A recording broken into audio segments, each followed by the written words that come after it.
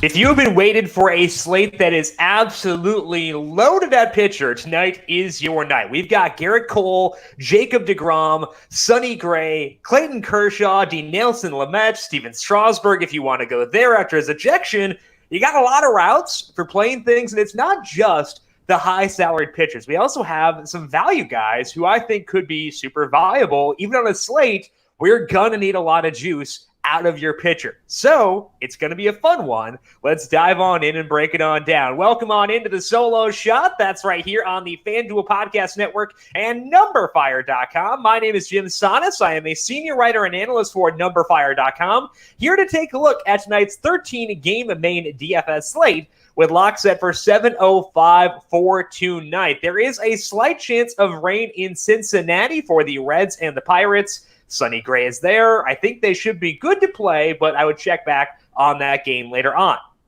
The rain chances are higher in Baltimore for the Orioles and the Nationals. They're also finishing a suspended game first and then playing the second game 45 minutes after that. So we probably will not know who is starting in that game before lock, even though the game does, in theory, start around 7:35. So I would beware that things could be a bit wonky as a result of that. So just keep an eye out for the Nationals and the Orioles. Rain odds increase as the game goes along in Minneapolis with the Twins hosting the Royals. Never gets higher than 30% rain odds, but that'll be another game to watch. And from a non-rain perspective, it is worth noting that it is actually supposed to be 79 degrees in San Francisco tonight. That's about 18 degrees or so from where that park usually is. So usually I kind of cross off San Francisco as being a stacking option. Tonight, I would actually upgrade hitters there from where you usually view them. It's still not a good park because it's still colder than a lot of places for tonight, and it's still generally a place where balls don't fly all that well, but it is less of a black hole than usual, so at least a bump up to San Francisco. Regarding the rain games, should have a better read on those later today for this afternoon stream. Back to the usual time for today. Big ups to JJ Zachariason for hopping on yesterday at 3 p.m. to answer your fantasy football questions. Back to the regular schedule for tomorrow, or for today, I should say, 4 p.m. Eastern time over on YouTube, Twitch, and Facebook. So make sure you are subscribed to the FanDuel YouTube page. We also have our NASCAR podcast in video form up on the FanDuel YouTube page. So if you want that, you can go there. 4 p.m. Eastern time today. We will be live, though. YouTube, Twitch, and Facebook, answering any questions you may have about weather, pitchers, stacks, one-offs for tonight's slate. Also in the numberFire Daily Fantasy Podcast feed, in addition to that NASCAR podcast, we also have a UFC podcast, UFC 252, coming up this weekend. Sounds like a fun slate based on the way Austin was talking about it, so would recommend you check that out if you're playing some UFC DFS. Tom Vecchio already broke down NBA and NHL for today. So a lot of good stuff over there. Make sure you are subscribed to the numberFire Daily Fantasy Podcast feed wherever you get your podcasts. And if you like what you hear, leave us a rating and review as well. Major League Baseball is officially back, and so is FanDuel's Home Run Challenge. Every day, you'll be able to draft any 3 hitters on the slate where only home runs count. If your lineup scores 3+ home runs in the contest, you'll win a share of $2,000 in cash. If your lineup scores 6+ home runs, you will earn an additional share of a $10,000 bonus cash prize. It is a great way to make your night that much more interesting, but don't just take my word for it. Head to FanDuel.com and play for free today. For more details, visit FanDuel.com or download the FanDuel app today. Eligibility restrictions apply. Pitching preview for this loaded Friday main slate. Jacob deGrom is the highest salaried pitcher on FanDuel. He is $11,200, followed by Garrett Cole. He is $11,000. Sonny Gray checks in at $10,800, with Clayton Kershaw at $10,000. Aaron Savali is $9,600 facing the Tigers. Dinelson Lamet is $92,000, and Steven Strasburg in that weird Nationals-Orioles game is $9,000. Got Framber Valdez, Merrill Kelly, Brandon Woodruff, and Tyler Chatwood as the others at $8,000 or higher. And again, this is a wild slate for pitcher because there are so many awesome options. And I think the top option depends on which contest type you are playing. For cash games, I want Sonny Gray. For tournaments, give me Jacob deGrom. I know he has a finger issue. It sounds like he'll be okay, but I think, tournaments, it helps that we can take on some additional risk there. But I think that deGrom is a top option for tournaments. Let's run through both those guys here and why I like them in each respective format. Let's start here with Gray because I do like the safety here, largely due to the circumstances. He is at home. He's facing the Pirates, and the Pirates have just an 89 WRC plus against righties since the start of last year, with a 35% hard hit rate and a 33% fly ball rate.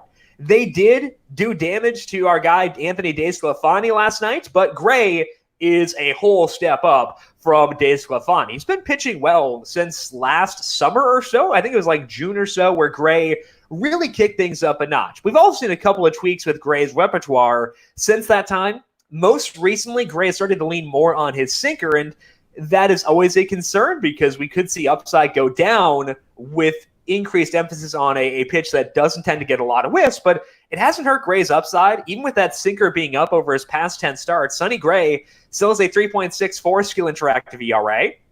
His strikeout rate is 31%, and Gray has 8 or more strikeouts in 5 of his past 7 starts, including 3 of his 4 this season. He had 7 in the other one. So Sonny Gray, 7 or more strikeouts in all 4 starts this year. He's also gotten really great results in this time.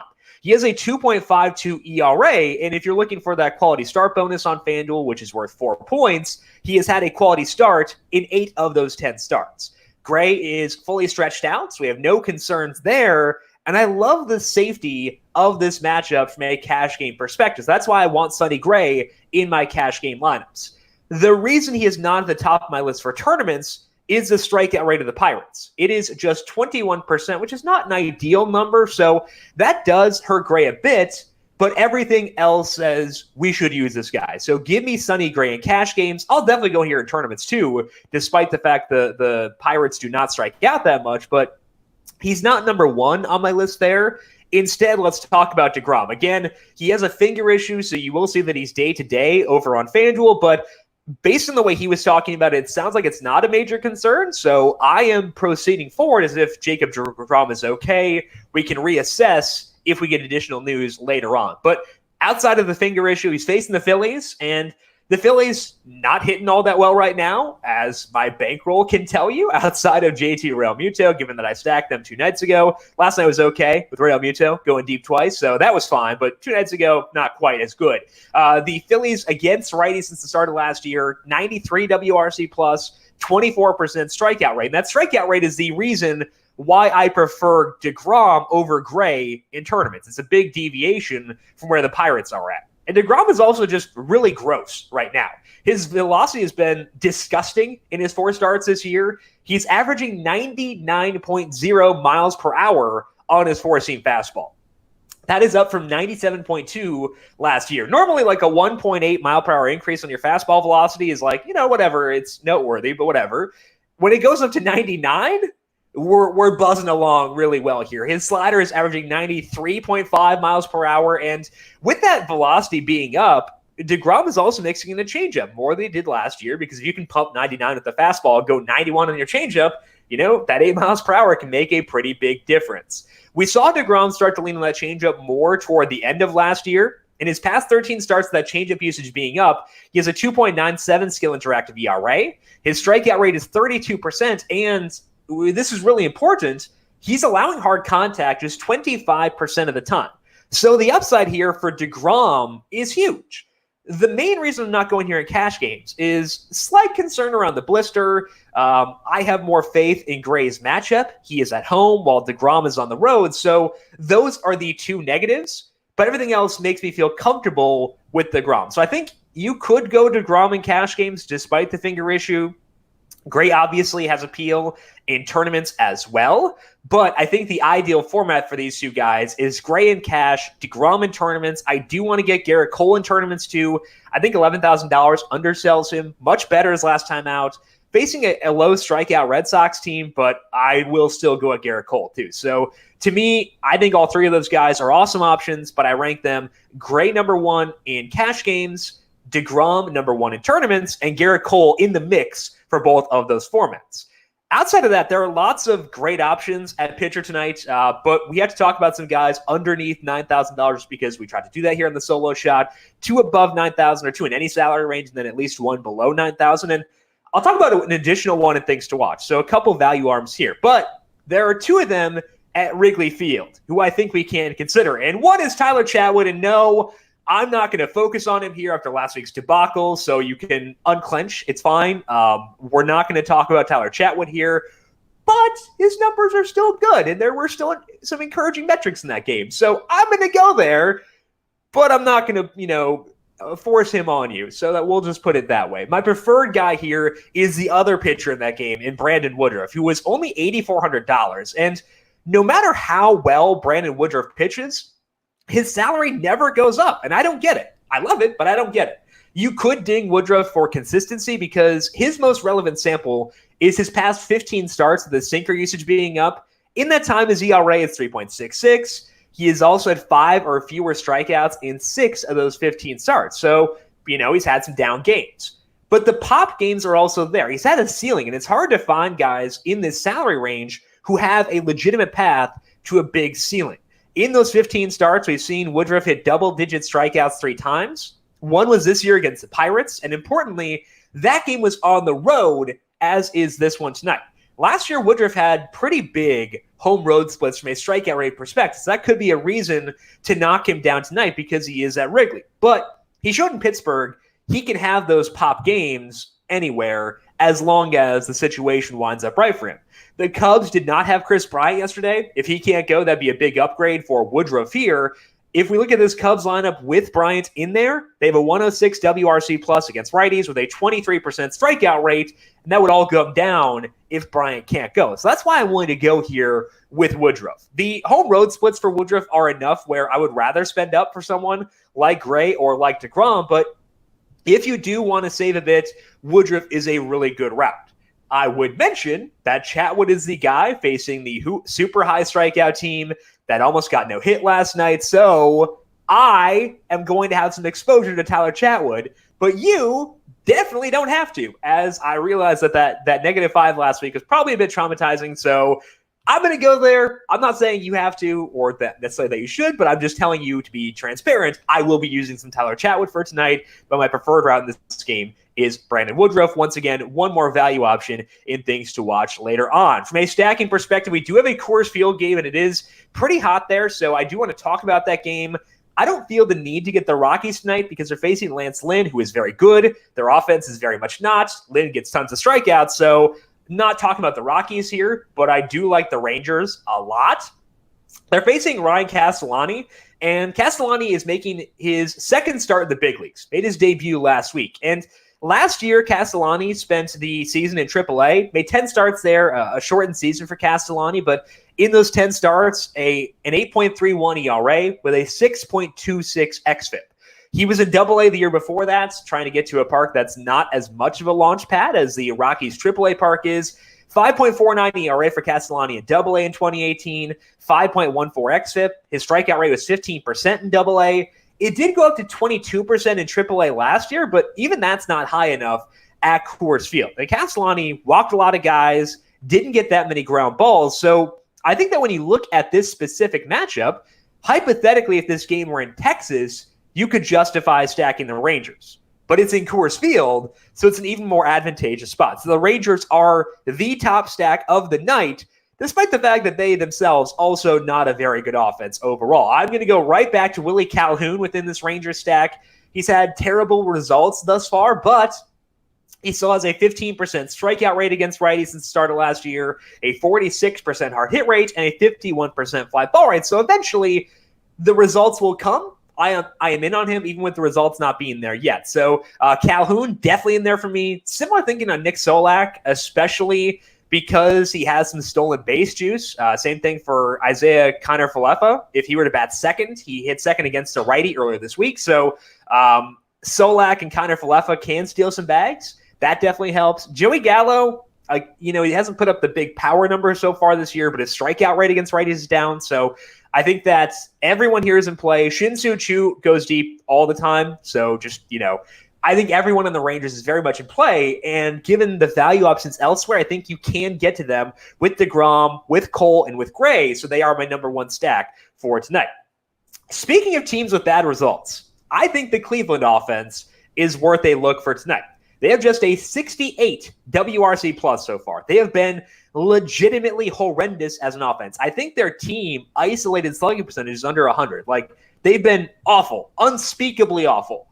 But they don't have the worst peripheral numbers in the world, and their matchup is great. So I'm willing to risk it with Cleveland tonight, despite the fact that they have been a nightmare so far in 2020. They're facing Ivan Nova. Nova gives up a ton of balls in play, and a lot of those are being struck well right now. We've seen Nova going more to a curveball this year than he did last year. He threw it 17% of the time last year. It's at 29% through 3 starts in 2020, and it has not been working. In those 3 starts, he has an 11% strikeout rate and a 10% walk rate.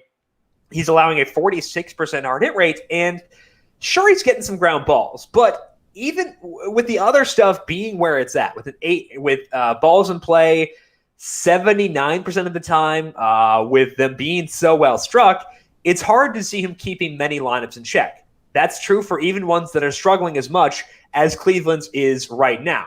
The ground ball rate does go down, and the hard hit rate does go up against lefties, and it does help that the Cleveland offense has a bunch of switch hitters, a couple of lefties that can get in there too. So to me, I think Cleveland is worth it for tonight. It is the usual suspects in play here. There haven't been salary decreases for Jose Ramirez and Francisco Lindor, but everybody else is $2,900 or lower. Ramirez specifically has had good results this year, so he's kind of been the one Cleveland batter who has been good. Carlos Santana is $2,900. He's been pretty bad against righties. He's taking too many walks, but he'll bat lefty here, so I could go there. I would also keep an eye on Bradley Zimmer. He's $2,400. If he can squeak out of the 9th spot in the order, I would be all over him. I prefer him over Mike Freeman. Freeman has occasionally been batting 7th. I prefer Zimmer if I can get to him, but in general, check out Cleveland. There are some value guys here, so I would check them out despite the fact they have been just eye-gougingly awful in 2020. For the third stack, I think we should go with the Yankees, even though we don't technically know whom they're facing. The Red Sox are going to the bullpen game tonight. They have not announced who will be starting that bullpen game, but the bullpen for the Red Sox has not been their biggest weakness this year. That's been the rotation, but the bullpen hasn't been great either. They actually have a 24% strikeout rate with a 10% walk rate, and they're allowing hard contact 45% of the time. And I think that what's intriguing about the Yankees for tonight is that most of their volume will be coming versus middle relievers. And middle relievers tend to be guys who may have been starters in the past. And if they were starters in the past but could not get a crack as a starter for this Red Sox team with this rotation, that is not a good sign. So I think we should go at the Yankees here today, even with the uncertainty that they have going here. And it's not too hard to stack them if you're okay missing out on DJ LeMahieu and Aaron Judge.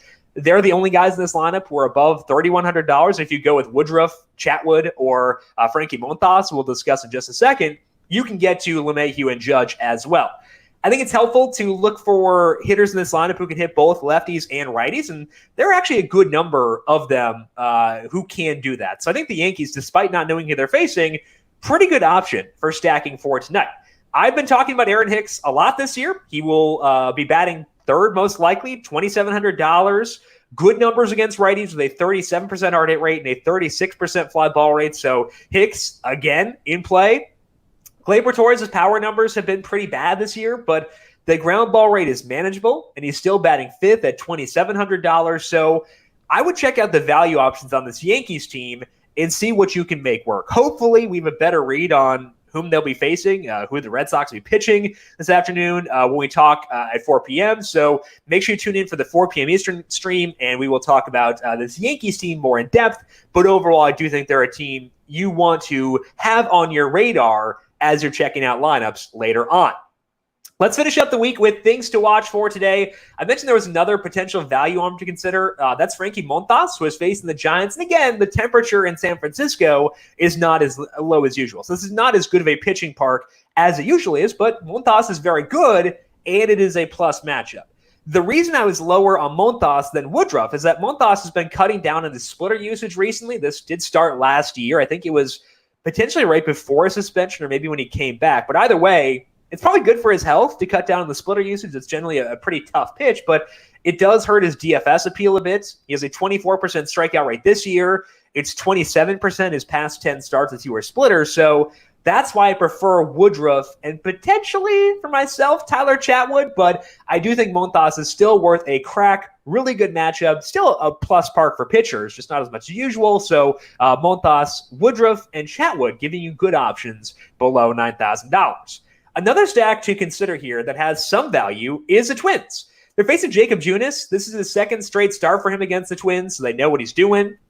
He did allow just 2 runs over 4 2/3 innings last week, but he didn't get any whiffs. Both the runs scored on home runs, and Junis lets up lots of hard contact. The Twins will happily supply that. So I think the Twins are a very good option here, and the good thing is you can go at them regardless of where you go at pitcher. Like if you decide to go Woodruff, you can go Nelson Cruz, Max Kepler, Eddie Rosario. If you decide to go with Sonny Gray, Jacob deGrom, or Garrett Cole, you can go Jorge Polanco. Big steal here at $2,800, 37% hard hit rate, 45% fly ball rate, and a 15% strikeout rate versus righties. That's the start of last year. Good results for him, too. So Polanco, the big value play on the Twins team.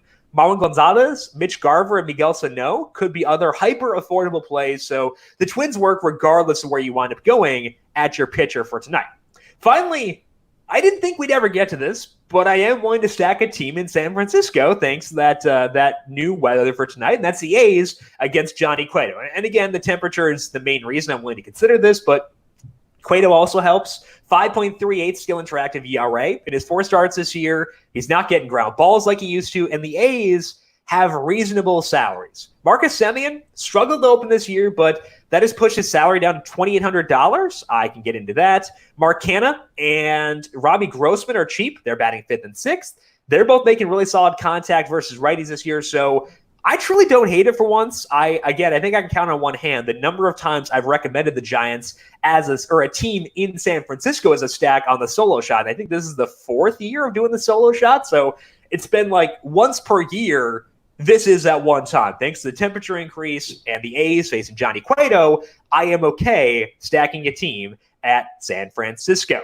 That is all that we have for the solo shot for today. But again, we are back at 4 p.m. Eastern, breaking down lineups, answering your questions. We'll be doing so on the FanDuel YouTube, Twitch, and Facebook pages. So make sure you are subscribed to the FanDuel YouTube page to get a push notification as we go live. I believe they do the same for Facebook and Twitch. So regardless of where you want to watch, make sure you are subscribed. Also check out all the good stuff we have going on right now on the numberFire Daily Fantasy Podcast via the Daily ISO and the Daily Deke with Tom Vecchio, the solo shot here for MLB, NASCAR and PGA podcasts as well, and UFC with Austin Swain. So search for the numberFire Daily Fantasy Podcast feed. Give us a subscription and a review if you like what you hear. If you have any questions for me, I am on Twitter at Jim Sannes, JimSannes.